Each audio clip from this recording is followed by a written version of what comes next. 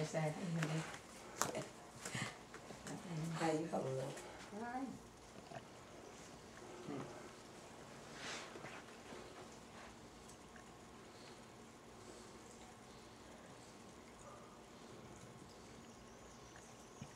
I like her sandals. Mm-hmm. She looks nice. Did we get to see the milk again, or what? Now this is a little further along now. I didn't try that. Do you know anyone that has a child? Or do you have any children? Well, so it must be everybody, because if you know someone that doesn't know anyone that has a child, then I would like to meet them, because there's children everywhere, and I'm pretty sure they're contagious. So, as you all can see, I'm cooking a baby, and he's almost ready. One thing I've learned about being pregnant is that everyone has their own or their relative's horrific birth story. Now, everybody loves to tell me their story, and then they wonder why I'm not ready to have the baby. So, I have researched and read many books and articles on childbirth in preparation for the baby's arrival, so hopefully it will help. And as well, I've listened to these many stories. So my goal today is to convince you all why birth should happen at the hospital and not at home. Now, it's for the sake of the beautiful little newborn babies and their health and your health. So birth is a wonderful and joyous, but also can be a scary time. And some of this information might be surprising. When giving birth, there's a lot of unknowns. You know, I don't know about you, but not knowing makes me a little nervous. I like to plan, I like to overplan, and I like to overpack too. One of the unknown is how long your labor is going to last. Another unknown is if your baby will remain stable throughout the many hours of labor. Out of 1,000 births, 6.2 end in death according to the U.S. statistic records. And you don't know if your baby's going to be one of that 6.2. So, the goal to me when you go to give birth is to end up with a happy little healthy baby and the mom to be happy and healthy. Now, if you're going to have a home birth and something goes wrong and your midwife or doula cannot help, you're going to have to wait till the paramedics arrive, or you are going to have to be rushed to a hospital in a car, which might be hard if you're in the middle of having a baby. Now, if you were at the hospital, the complication could have been helped sooner, or it could have even been intervened because they would have seen the signs. Now, home births have a higher percentage of death than hospital births. From 2003 to 2005, the CDC recorded that out of 37,406 home births, 402 babies died, which makes a 1.07%. Now, that doesn't seem like a lot. But during the same time period, out of the 4,100,827 hospital births, 27,978 newborns died. Now that seems like a lot of newborn babies, but compared to how many babies were actually born, the percentage is actually just 0.68. Now that is a lot of baby deaths, and I don't want my newborn baby to die, and I'm sure nobody wants theirs or somebody they know baby to die either. Mourning the loss of your little infant before you even got to know them would be so heartbreaking. The clear advantages of having a baby at the hospital, when you see what percentages of home births compared to hospital births end in death, it just seems clear to me.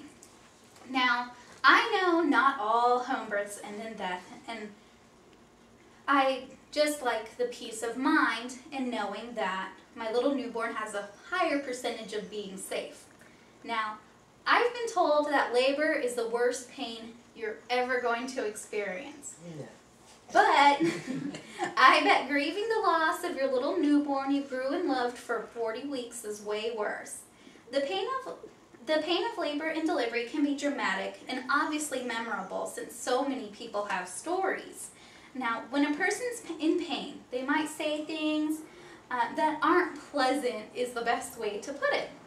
Watch a couple of home videos that are posted on YouTube of people's births. There's a lot of them. I was surprised.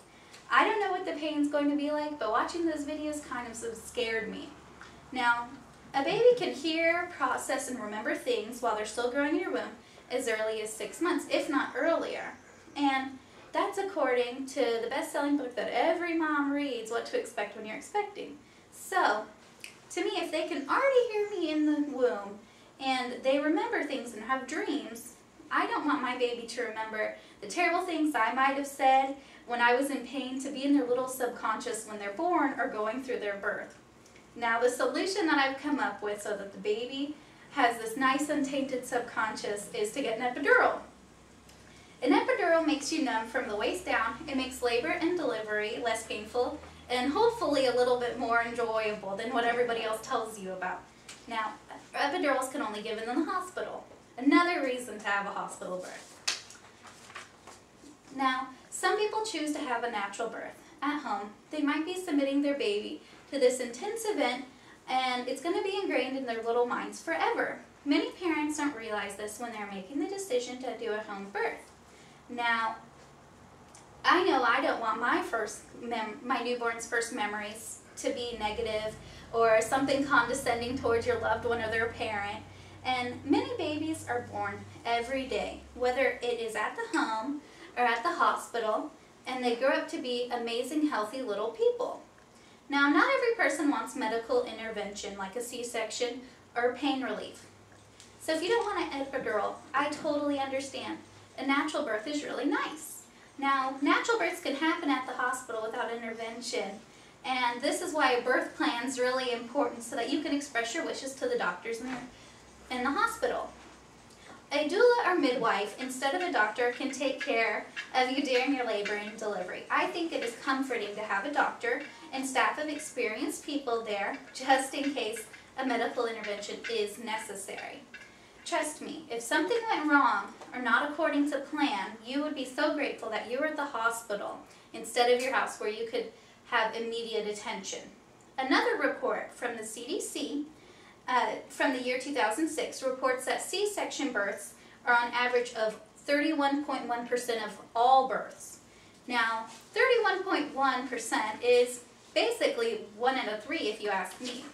So there's a 1 in 3 chance that if you're giving birth, you're going to need a medical intervention of a C-section. This is just another reason why if you want a natural birth, you should have it at the hospital just in case you're part of the 1 in 3. Having a baby can be joyous, sad, or difficult, well, hopefully just joyous.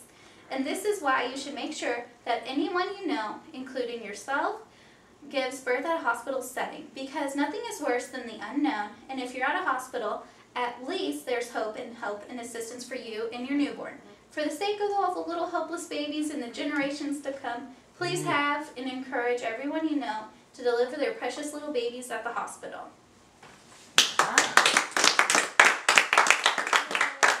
Very good, Heather. Thank you.